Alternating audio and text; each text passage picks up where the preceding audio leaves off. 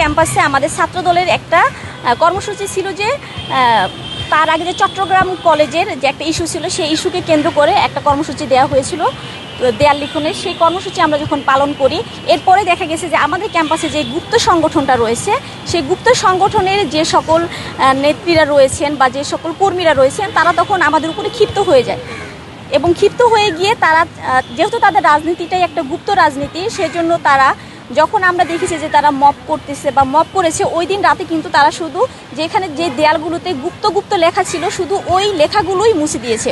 অন্য যে সকল লেখাগুলো ছিল ক্যাম্পাসগুলোতে সেই লেখাগুলো কিন্তু মুছে দেয়নি। তার মানে এতে করে বোঝাই যাচ্ছে আসলে কারা ছাত্র রাজনীতি নিষিদ্ধ করতে চেয়েছিল।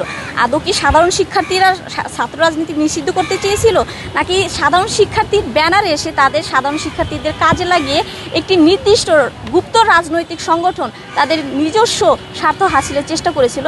এটা কিন্তু শুধু আমরা ইডেন কলেজ ছাত্রদল না, সারা বাংলাদেশের প্রত্যেকটা ক্যাম্পাসে প্রত্যেকটা ছাত্র সংগঠনের নেতাকর্মীরা জানে যে কারা গুপ্ত রাজনীতি করে এবং কারা সাধারণ শিক্ষার্থীদের ব্যানারে এসে গুপ্ত রাজনীতিকে প্রতিষ্ঠা করতে চায়। আমরা তাদেরকে বলতে চাই আপনারা গুপ্ত রাজনীতি থেকে বেরিয়ে আসুন এবং সাধারণ শিক্ষার্থীদের ব্যানারটাকে আপনারা যে ব্যবহার করছেন এই ব্যবহারটাকে বন্ধ করুন। কারণ সাধারণ শিক্ষার্থীদের শুধুমাত্র সাধারণ শিক্ষার্থী পরিচয়ে বাঁচতে দিন। আপনারা যে তাদের ব্যানারটাকে ব্যবহার করছেন এতে করে কিন্তু সাধারণ শিক্ষার্থীরাও তাদের মাঝে মাঝে পরিচয়হীনতায় ভুগে যে আদৌ আমাদেরকে কেন এভাবে পরিচয়ের যে একটা সংকট, সেই সংকটের মধ্যে এই গুপ্ত সংগঠন ফেলে দিচ্ছে। আমি নিপা খান, ইডেন মহিলা কলেজ ছাত্রদলের সভাপতি পদপ্রার্থী। আচ্ছা, অভিযোগগুলো আসছে নানা সময় যে আপনাদের সিনিয়ররা যারা রয়েছে বা দলীয় নেতৃবৃন্দ যারা রয়েছে তারা এরকম কাজ করছে জুনিয়রদের সাথে, অর্ডারের যে কাজগুলো যেটা একসময় ছাত্র লিক করে গেছে সেটা আপনাদের নামে অভিযোগ আসছে, এই বিষয়টা একটু ক্লিয়ার করবেন। না, দেখা গেছে যে আমরা যে জেনারেশন আছি বা আমাদের পরবর্তী জেনারেশন যারা জুনিয়র যে কথাটা আপনি বললেন, সেখানে যে দীর্ঘ 17 বছর যেখানে আওয়ামী শাসন ছিল, তো আমরা আমাদের জেনারেশন বা আমাদের পরবর্তী যে জুনিয়ররা রয়েছে তারা কিন্তু দেখা গেছে যে একটা নোংরা রাজনীতির মধ্য দিয়ে কিন্তু তারা গিয়েছে এবং যে আমরা কিন্তু দেখতে পাচ্ছি যে এই যে নোংরা রাজনীতিটা, সিট বাণিজ্য করা, চাঁদাবাজি করা, দখলদারিত্ব করা, এই যে বিষয়গুলো রয়েছে এই বিষয়গুলোর মধ্যে তারা সীমাবদ্ধ ছিল।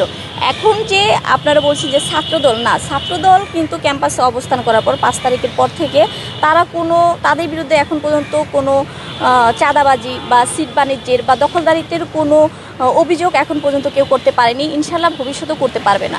কারণ তারা সেইভাবেই এগিয়ে যাচ্ছে একটি সুষ্ঠু ধারা রাজনীতি। আমরা জুলাই যোদ্ধারা জুলাই আন্দোলন করেছি বাংলাদেশকে পরিবর্তন করার জন্য, ক্যাম্পাসগুলোতে রাজনীতির একটা ধারাকে পরিবর্তন করার জন্য, যে একটা সুষ্ঠু রাজনীতি আমরা চাই, গণতান্ত্রিক পরিবেশ ফিরে আসুক ক্যাম্পাসগুলোতে। আমরা যে অন্যান্য যে সংগঠনগুলো রয়েছে নিষিদ্ধ সংগঠন ব্যতীত অন্যান্য যে সকল সংগঠন রয়েছে সেই সকল সংগঠন তাদের কার্যক্রম ক্যাম্পাসে চালিয়ে যাবে, আমরাও সহাবস্থান করব এবং পারস্পরিক যে সহাবস্থান সেই ভিত্তিতে আমরা ক্যাম্পাসগুলোতে গণতান্ত্রিক একটি পরিবেশ বজায় রেখেই কাজ করবো ইনশাআল্লাহ। আমরা দেখছিলাম যে কিছুদিন আগেও ইডেনের ছাত্র রাজনীতি বন্ধ নিয়ে বিভিন্ন রকম আন্দোলন